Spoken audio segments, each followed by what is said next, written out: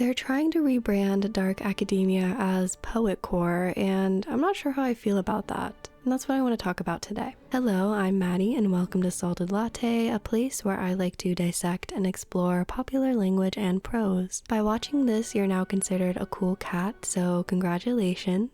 If you're interested in that sort of thing, I'd love it if you liked and subscribed. Also, make sure you stick around till the end of this video for the Writer Circle segment. Something brand new that I'm trying out over here where you cool cats send in your writing and we talk all about it.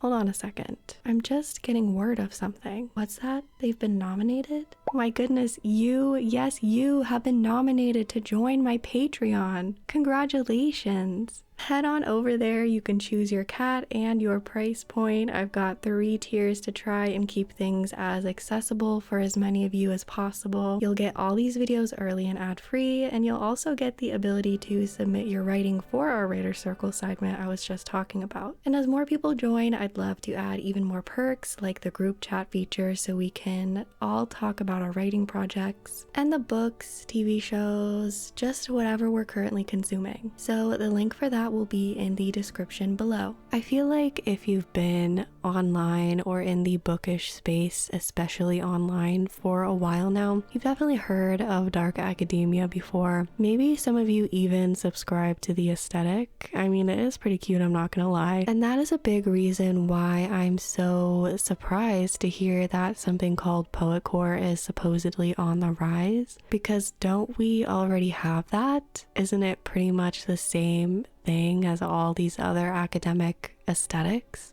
Partly yes, but also Poetcore has the chance to turn into something perhaps more revolutionary than the caricature that dark academia has become. Yes, a caricature, because in the very beginning, dark academia used to be more than your clothing choices. It's actually rooted in a pretty class-conscious text.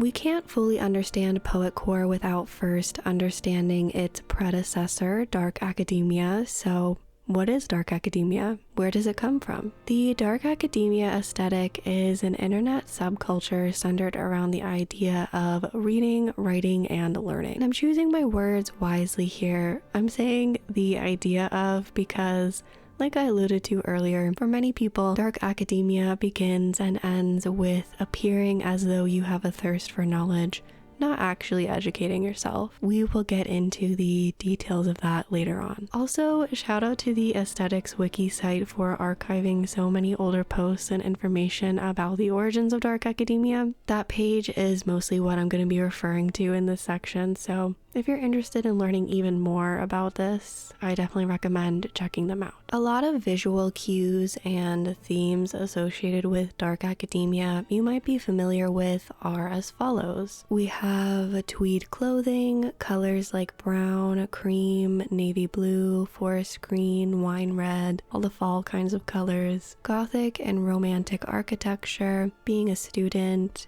the act of studying, specifically studying subjects like language, literature, or other humanities pursuits, the natural landscape of states like Vermont and New England and all those East Coast areas in the fall time, typewriters or writing with ink and paper, reading and writing by candlelight while listening to classical music, dinner party book clubs, and most importantly, a strong association with Ivy League culture and leisure class culture. You get the idea. Basically the personification of the artsy, pretentious side of Tumblr, and not saying that as a dig, I'm saying that because it is true. The dark academia aesthetic as we know it today is theorized to have originated on Tumblr in the 2010s with posts like this one.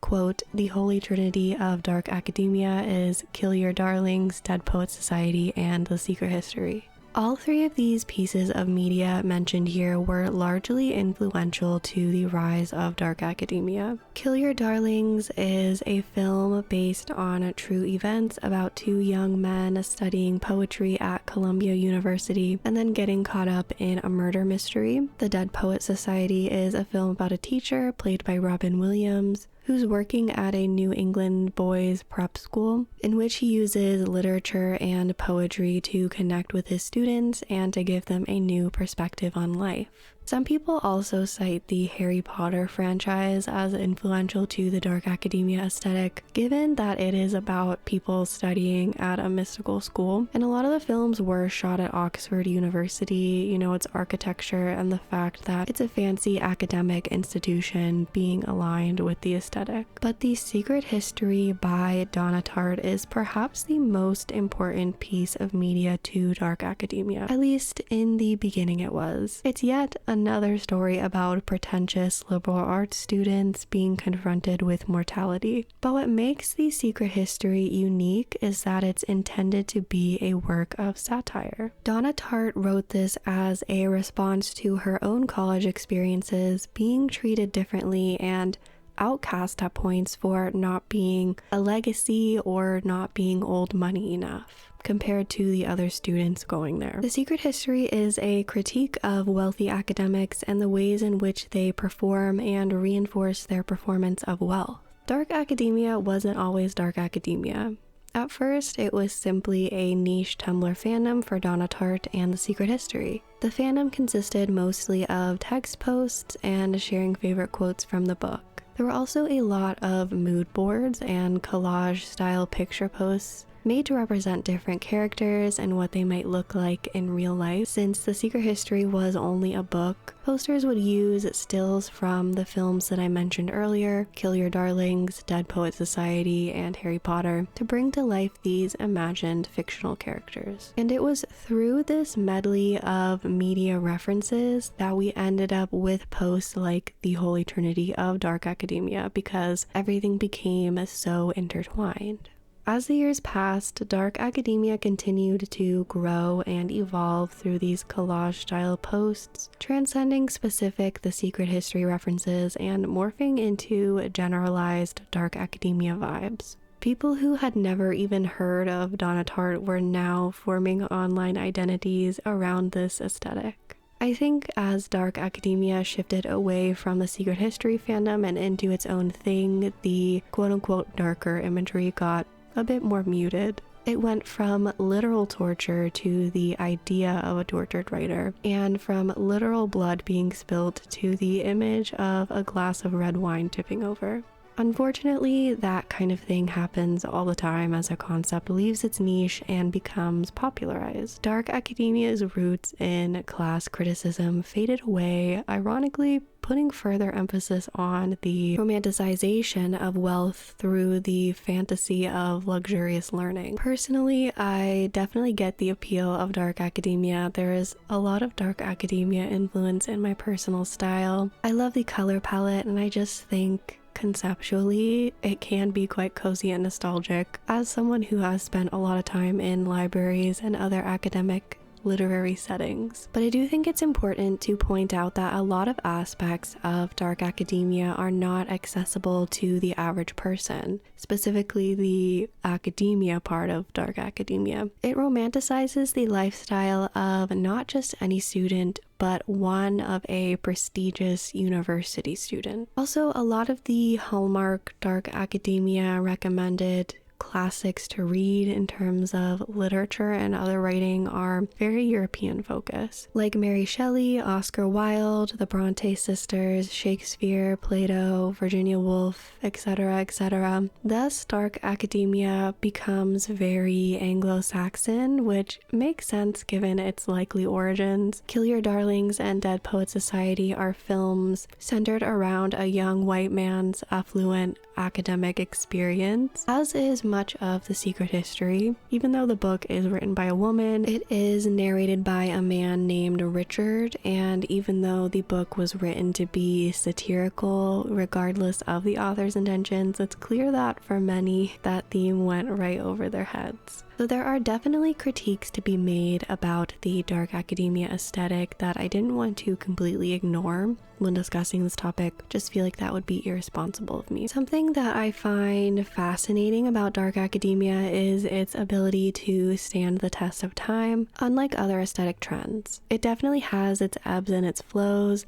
typically being more popular around the cooler months, specifically the fall season where everybody wants to cosplay as Rory Gilmore for 3 to 5 business days. Dark academia also has several other offshoots, including light academia and romantic academia, which I'm not going to get super into here, but they are similar conceptually to dark academia without the darker undertones. Instead, they choose to focus on rosier, dreamier literature and media, and they opt for maybe a cream-colored turtleneck sweater instead of a navy blue one. But all of the academia aesthetics still have this prestigious undertone to them, since they're all coming from the same place.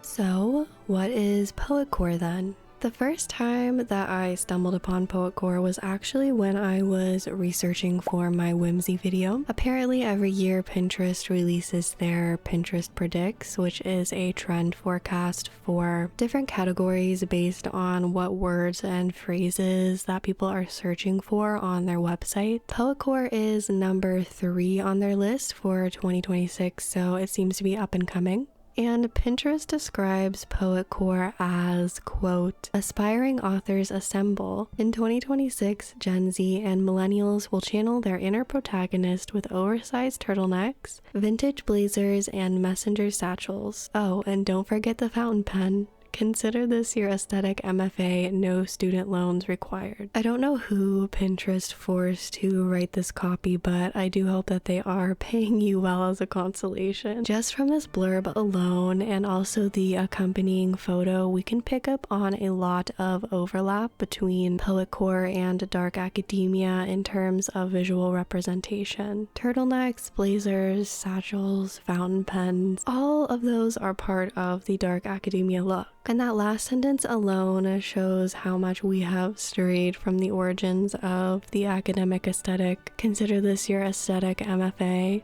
They're not even trying to hide the fact that it's not about actually reading and being educated anymore. As long as you look like a literature student, that's all that matters. I almost feel like they're trying to spin it as this accessible thing with the no student loans required part, even though accessibility is the antithesis to these academia looks because of the preppy culture they're rooted in. We could have used this as an opportunity to get people into poetry, which has been declining in popularity over the years.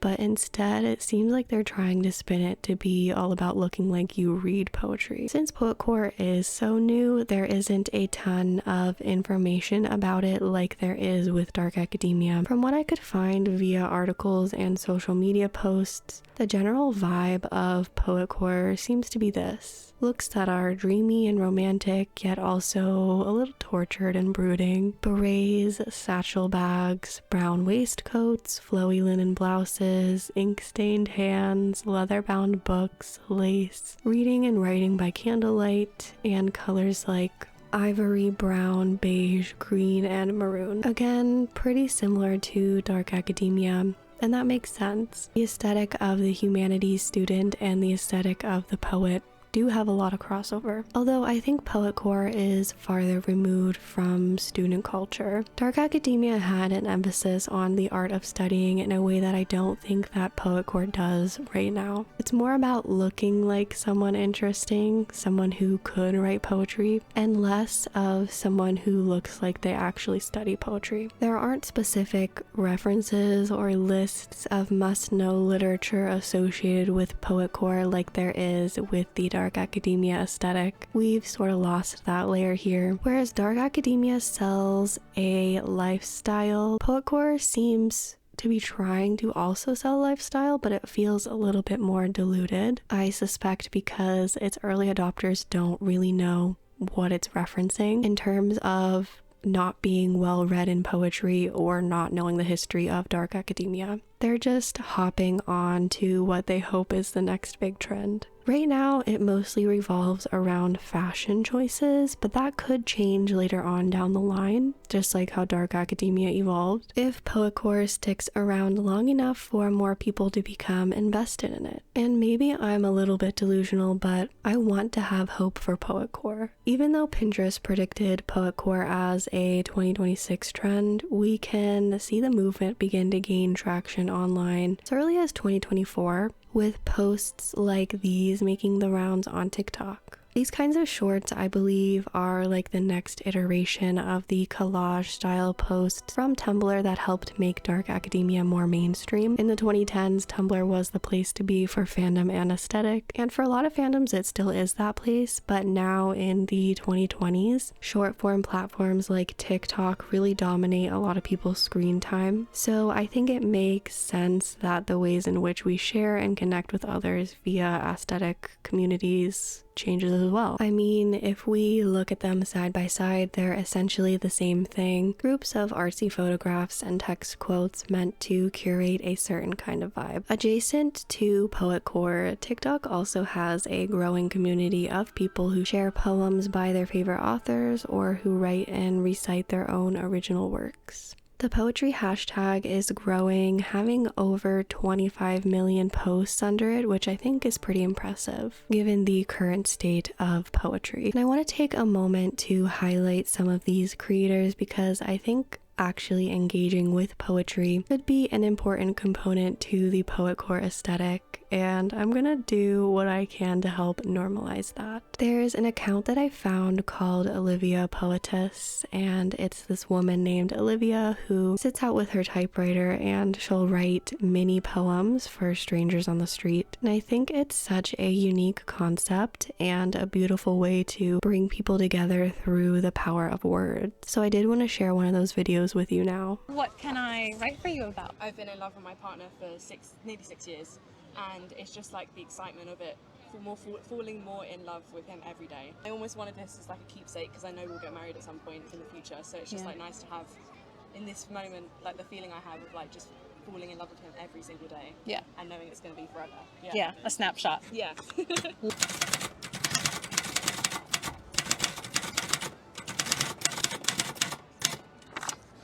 Shall I read it to you? Yes, please.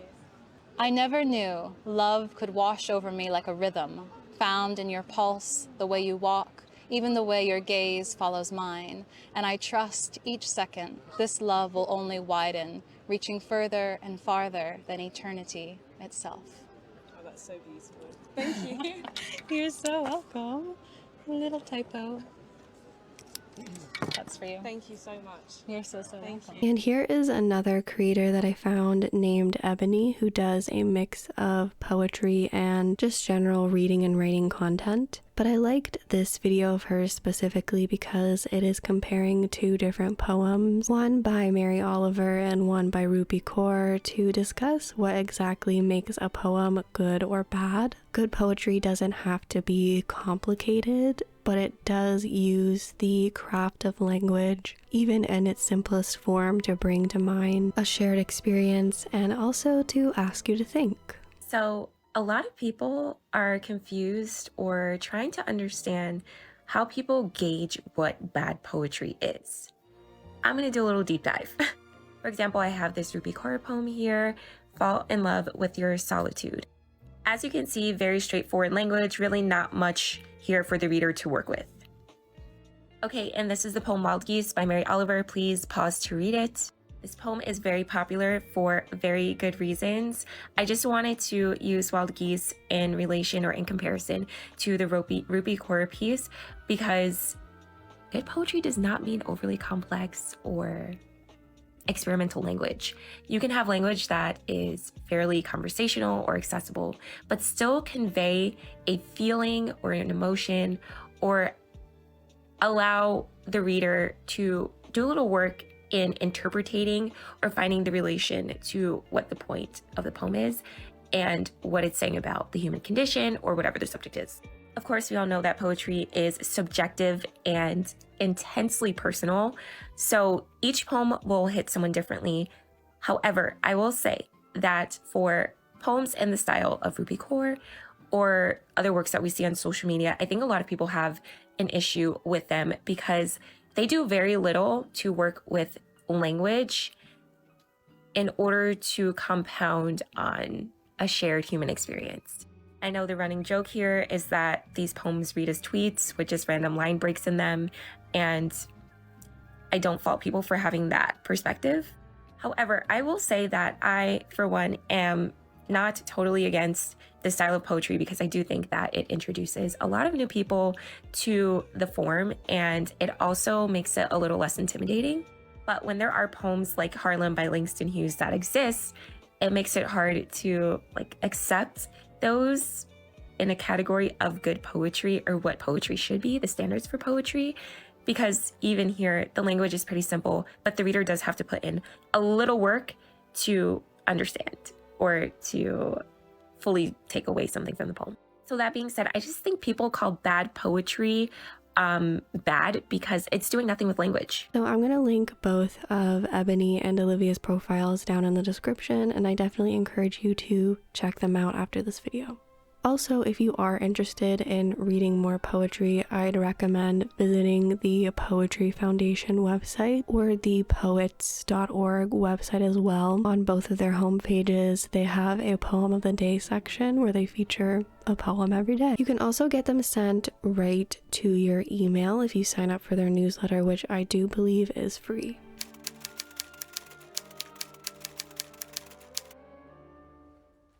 So both Dark Academia and Poetcore share similar visual markers, but what they also share are similar historical influences. Let's circle back to The Secret History for just a moment. Remember that book? Well, aside from Donna Tartt's personal experiences with the collegiate elite, the story and its characters were also said to be heavily influenced by time periods like the Romantic era. Not so coincidentally, Poetcore also takes inspiration from Romanticism, especially Romantic poets like Lord Byron and Emily Dickinson, the way that they dressed with lace and collars and flowing blouses and scarves, the way that they wrote, and most importantly, the way in which they leisured. I'm not a historian, but I am going to try my best to give you a general overview of the Romantic era through the lens of literature with the help of sites like Poetry Foundation and poets.org. Romanticism was an artistic movement in the late 1700s and early 1800s that followed the Enlightenment era. While the Enlightenment era was all about reason and logic,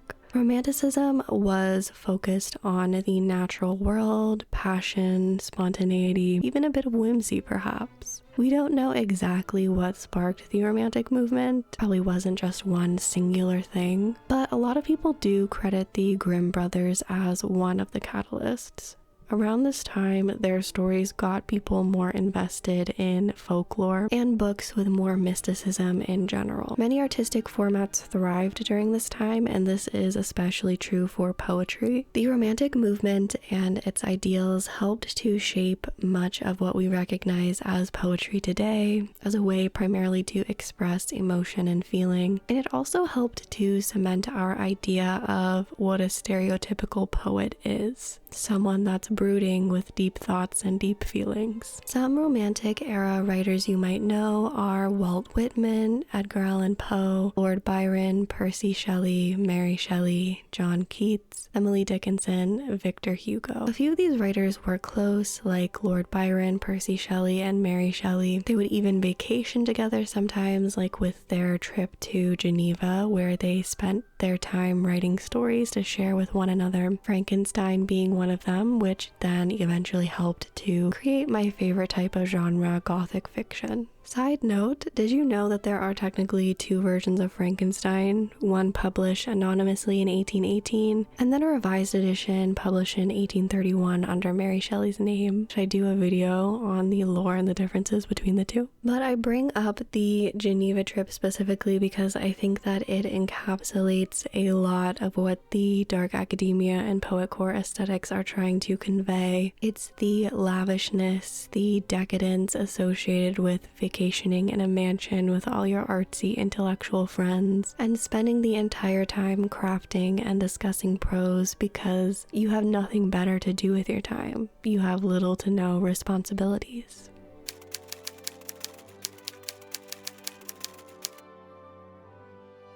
As we can see with its origins, I'd argue that both Dark Academia and Poetcore, to an extent, have the opportunity to be a bit countercultural, just like the current whimsy movement does. It all depends on the level of depth with which the individual decides to engage in these aesthetics. Does Poetcore begin and end with you putting on a trench coat and a beret, or are you actually interested in creating and consuming poetry? Are you interested in reading and writing, or do you just want to be perceived as some aristocratic intellectual? There is definitely a reason why this style is coming back into fashion at this point in history, during a time of pushing the hard sciences and tech like AI while also continuing to devalue the arts. The last time we saw a distinct resurgence of these literary and academic aesthetics was in 2020, likely as a means of coping with the impact that the pandemic had on education and educational spaces. I found an article from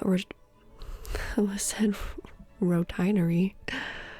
Not Rotinery. I found an article from Refinery29 that talks about this a little bit from October of 2020, titled Meet Dark Academia, the bookish fashion trend that's all over TikTok. By that point, people had already begun returning to the physical classroom in some spaces, but it was clear that the landscape of traditional education had changed, perhaps forever in some ways. Quote, dark academia captures a kind of nostalgia for a life which is yet to be lived, Refinery29 says. Pre-2020, that simply meant the romanticization of studying literature at particularly exclusive institutions like maybe Harvard or Yale. But after the pandemic, this sentiment took on an additional meaning for students now isolated and attending classes via a computer screen. Dark academia in this way became an escape, a way to reminisce on the regular educational experience students were missing out on. One person interviewed a dark academia creator named Lauren, which I can't find her socials anymore. I'm not sure if he's still creating, but in this article she says that, quote, the aesthetic is a way to make the most of your current situation. It appeals to her because there's something kind of mysterious and aloof about it. Studying classics at a university in a cobblestone town just seems outside of your run-of-the-mill experience, end quote. Many people needed to cling onto some kind of aesthetic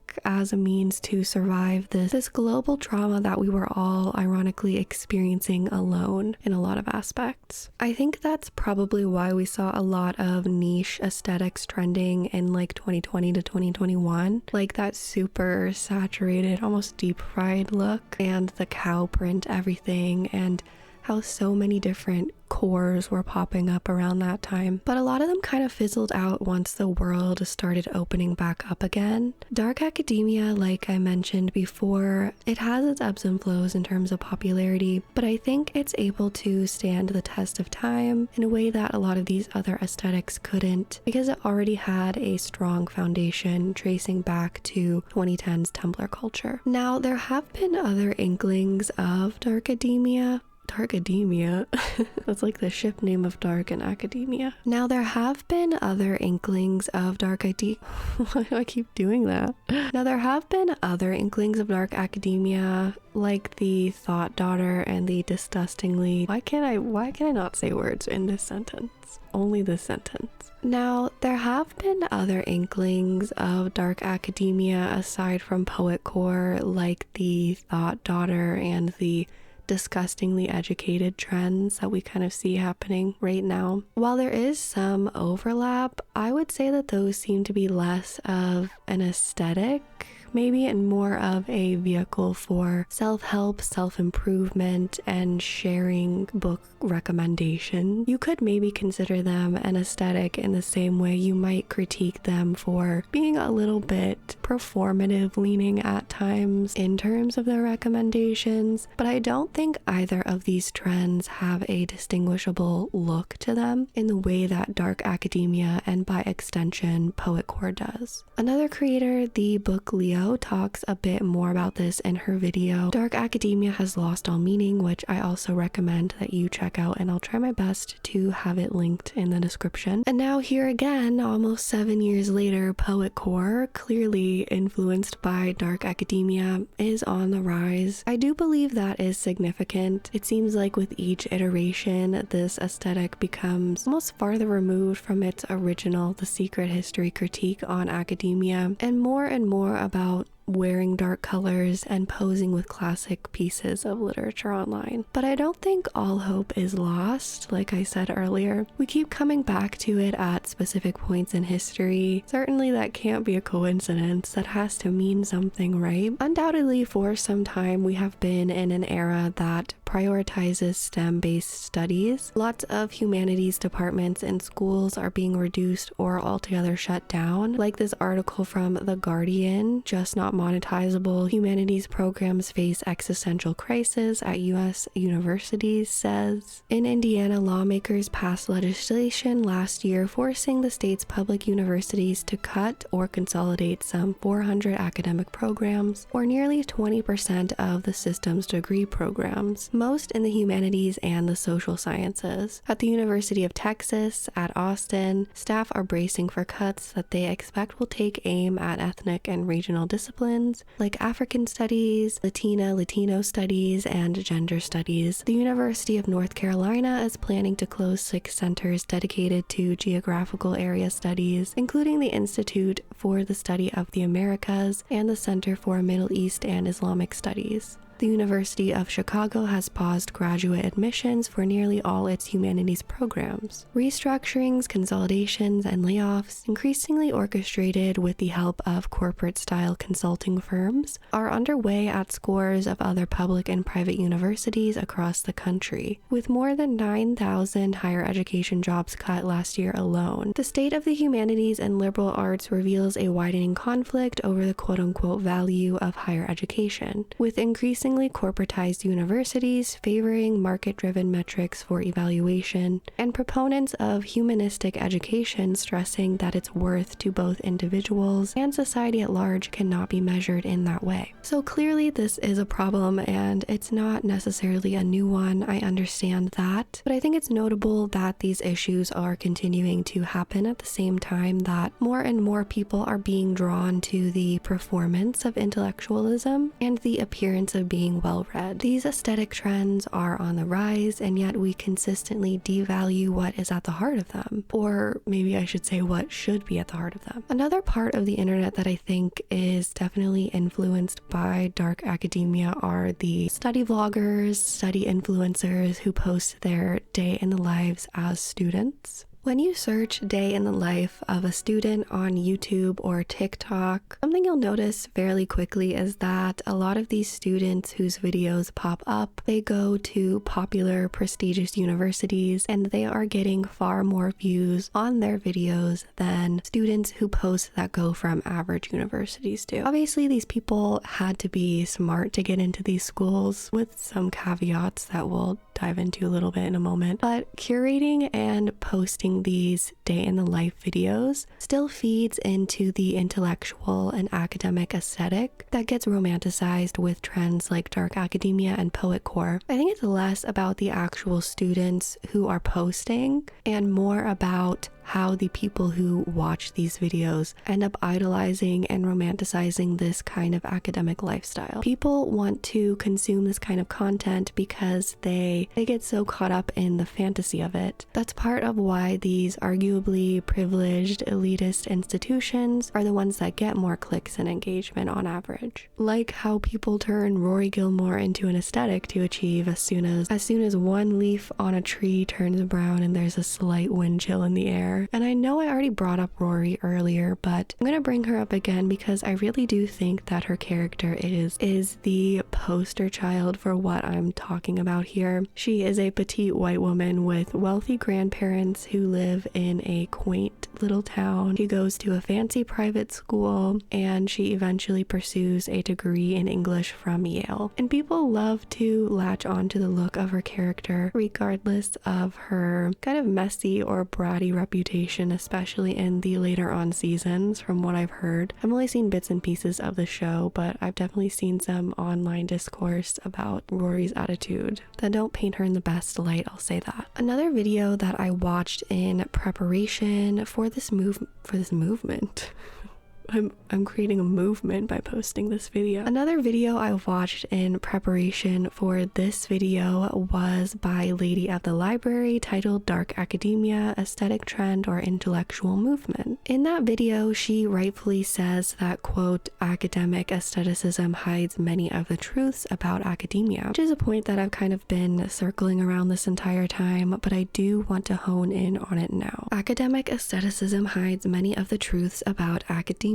One of those truths being that it can get to be quite gatekeepy and pretentious, and akin to an echo chamber the higher up you go, and especially with big name universities in America specifically, where higher education is mostly a pay-to-play thing. Wealth and connections are some of the biggest contributing factors to who is allowed into certain academic spaces, in some cases more so than actual talent or merit. And this doesn't just apply to big name places like your Harvards and your Yales. I went, not by my personal choice, but I did go to a local private school instead of a public one for high school, and there was so much preferential treatment happening for the benefit of the students whose families had been part of the school for generations, and you had more money versus the other students like me who were there on scholarships. As an example, I remember during my senior year when everyone was applying to colleges, the school definitely prioritized the students who were applying to bigger named universities because it made them look better to the parents of prospective students, you know, for advertising and marketing purposes. They would constantly check in on those students and give them extra resources that they never gave to me and some of my other friends. During that time, I did have one friend though who had family ties to the school, and the school made it a point to offer her so many scholarship opportunities that they did not tell any of my other classmates about. Like, she had first priority to pick and choose which ones that she wanted to pursue, and the only reason I know this was because she mentioned it to me in passing, like it wasn't that big of a deal, and I was very shocked. She was surprised too, but her surprise was because she thought that the administration was doing this for everyone, but they weren't. It was just for her and maybe like another select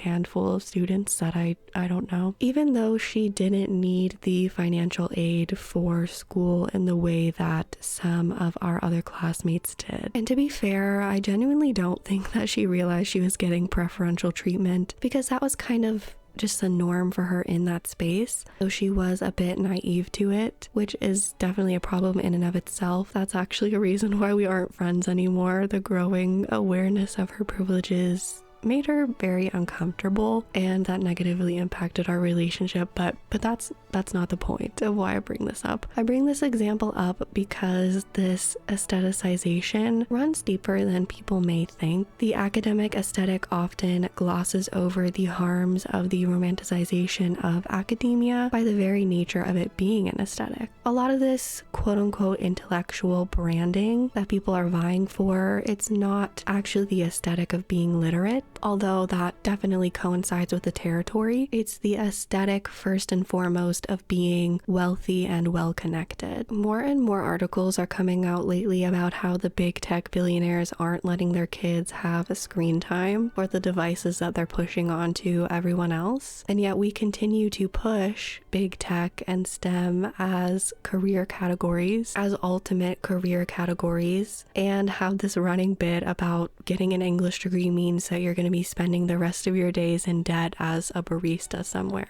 And now with the way that technology is going, are quote-unquote safe degrees and safe careers even safe anymore? The trades definitely have seemed to withstand the test of time, but in my opinion that's only because the people in power haven't figured out a way to replace them yet, because trust me, they would if they could. I think if the past 6 or so years have taught us anything, it's that the only quote-unquote safe choice choice is the one that you end up being most at peace with at the end of the day. I'm not saying that there isn't value in the STEM fields. Of course there are. I'm not saying you won't get paid well right now if you go into the STEM field. And I'm not saying that there aren't human qualities that are inherent to these careers as well. I certainly don't want AI to be my doctor, okay? But the humanities are deeply human. It's literally in the name. And I think we should be questioning why there is such a push to view the pursuit of creation, of critical thinking, of historical and cultural awareness as negative and worthless. Negative and worthless unless your family is in the tax bracket to be able to afford such pursuits. Where is that dissuading voice coming from, and what do they have to gain if we believe them? I think the emergence of Poetcore is in part a natural reaction to all of this. Just might be too early to say whether or not this reaction will have a positive or a negative impact on poetry and humanities-based education, but that can be a good thing. That means we still have time to course correct. We have the agency to reject what these academia aesthetics have become by circling all the way back to where they began, a critique of the elite. What's the best way to do that? Well, you don't all have to run out and get humanities degrees, okay? You can wear your chunky knit sweaters and your plaid pants if you'd like, but maybe also pick up a book and actually read it, actually annotate it, and discuss it with friends, the people around you. Use your brain. It's a powerful tool. Congratulations, you made it to the end of the video. Here's a gold star. Well, almost to the end. Now it's time for a new segment called The Writer's Circle, where I randomly pick one viewer-submitted writing sample, we discuss it, and I give you all some quick writing tips and suggestions. You all seemed super excited about this when I put up a poll about it the other day, and I'm super excited too. I think this is going to be fun. Let's get into today's submission. Today's submission says this is inspired by a ship from the Tower of God, not necessarily written in their voice, nor is it super accurate to their story, more so just based on their emotions and their feelings. And that's okay with me because I'm not really familiar with Tower of God at all, but this person wants to convey the perspective of, is it Kun or Kun? I'm not sure, I'm sorry. Written in first person POV, wanting to reach out to this other character Bam, but being afraid to do so because he was left behind by the person he cherished before, so in his mind, if he's the one that pulls away first, he doesn't have to feel the hurt of being left behind. On the other hand, Bam is kind of like the opposite. He's more all-encompassing with his love. He was also betrayed by a person that he cared for in the past, but instead he decides to overcompensate by giving everything to the other person so they don't leave. So very much a classic avoidant, anxious, attached dynamic here with these two characters. Let's read your excerpt and then we'll talk about it. Our love felt like water, a free-form shape that breathes, that dances, that moves. We did things for the sake of it. I passed out wasted on your bed, slept over, not giving it about tomorrow or the next because you're here and I'm here and that's all that matters. We kissed and hugged and touched and kissed again until the only thought occupying our minds was the feeling of each other. It felt too good to be true. Like at any moment, this love could eventually suffocate us, or worse, dry out and dissipate like everything does at some point in time. To leave you like everyone else, a voice keeps nagging at my head, and suddenly, for a brief moment, I am reminded of all the times it went wrong. Keep it in a box, keep it in a box. For as freeing as love is, there is also worry in uncertainty. Swim, swim, swim, for as deep as love is, its currents are too hard, too fast, and it's too easy to submerge myself within it. Bitter memories pool up all the way from my guts and into my lungs, almost like a defense mechanism, a warning foretold for all the disasters that came before. His hands twitch like it's looking for permission to touch mine. His eyes are waiting like pools of deep gold, enticing me to jump in. I just want to say that I really like what you're trying to build here with this water extended metaphor. I think that has the potential to be really impactful for what you're trying to convey here. The way that you're using water, though, I feel like maybe at times it's a little bit all over the place maybe we could try to refine it a little bit more so the metaphor of it really hits in the way that it should hit for readers. And by all over the place, I just mean that instead of honing in on a couple of different aspects of water to really focus on and really explore in this little few paragraph section, you're kind of touching on a lot of different qualities that water could be, and I think that ends up muddying the metaphor just a little bit. No pun intended with muddying. So like for example, with our love felt like water, you have these descriptors of water, and that's like not inherently wrong, like water does all of that. But then down here in these paragraphs where you continue to play with water, you're using it in ways that, but you're using them in ways that don't quite align with what you're setting the water up to be, or what I'm assuming you're setting the water up to be. Characteristics of water that I was picking up on in these paragraphs. So the first one I noticed was like you using water as representative of the fluidity of this relationship, especially like in these first couple of sentences here, sort of like the fluidity of the feelings and the physical actions and the emotions. And then I also noticed water kind of taking on, I would say the fluidity is more like a neutral stance, and then water in more of a negative sense of like drowning in the fears of this relationship, like the fears this relationship could bring up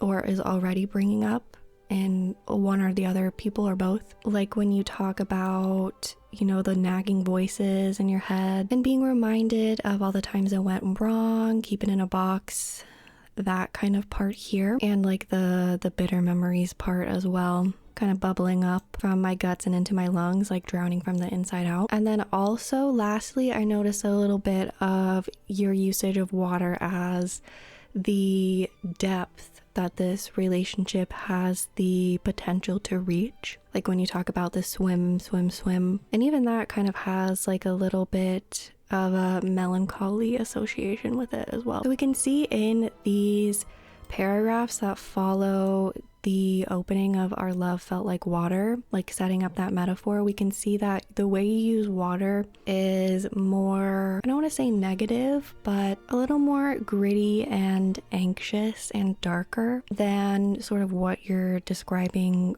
up here, like when you're first associating with this our love felt like water statement. Breathing, dancing, moving, that can be like a little bit of fluidity, but that feels like, in my head at least, especially like the breathing and dancing, like that feels more spacious, more lighthearted. Do you understand what I'm saying? And so when I first read this, I'm not expecting subverting my expectations here. So I would say you probably don't even need to include anything at all to go along with this statement. I think if we just left it like our love felt like water, or our love is water, a love like water, you know, just like a short, simple statement, I really think that's enough. Because then you sort of go on to explain what you mean by that in these paragraphs. Also, like this is just the way that I was picking up your usage of water in these paragraphs. Definitely feel free to let me know if I misinterpreted something or if you're going for a different kind of vibe here. But this is just what I was sort of seeing in my first couple read-throughs of these paragraphs. I also, just like one last little thing, I kind of wonder if it would be fun to take this, since this is such a simple statement, like if we played with repetition of it throughout this section or throughout however long your water metaphor is. I don't know if there's more after this. Like the repetition of this sentence after each paragraph. I don't know, there's something about that kind of intrigues me. Maybe it's a little too on the nose, maybe it's a little too repetitive, but just something to keep in mind, like if you're looking to play with sentence and paragraph structure as well whenever you get to that point in your drafting process. I wrote a story once where I repeated, what did I repeat? I gotta go find it. It's a creative nonfiction story that I wrote, short story that I wrote a while ago. So I'm not gonna share like a lot of details about it because obviously it contains personal information, not just me, but like other people. I used the color blue as an extended metaphor throughout the entire like 10 pages or so. And there was this little paragraph that I repeated a few times throughout. And so that's what this kind of reminded me of. I'll read you the paragraph. It says, blue comes in so many different shades. Blue is mutable. Blue is water. Blue is both the calm stillness of a receding tide and the raging tsunami surely to follow. Blue is proof that life happens in cycles. It ebbs and flows, and you can't scoop blue up with your hands and try to mold it into anything different, anything other than what it is meant to be. You've lost control, and you can either push back against the waves or float with them. And so I repeated that little paragraph a few times throughout the story. Again, I don't know how much you play with the metaphor of water, the imagery of water in your story. So if that is like a big theme in it, maybe you could consider, repeating a little phrase like this. I'd love it if you liked and subscribed to the channel, and also hype this video. That's a new thing that YouTube has going on. That would give me a little algorithmic boost. Like I said at the beginning of this video, over here at Salted Latte, I love to dive into and dissect language and prose through all kinds of mediums, anything I'm interested in really. So let me know if you enjoyed this one, or if you have any suggestions for future videos. I do also have an ASMR channel you can check out if you're into that. I'll have it linked below, along with my Patreon if you'd like to support me in that way as well. All of these videos and my ASMR videos are posted over there early and ad-free, but that's all I have to say for now. I will talk to you all soon. Goodbye.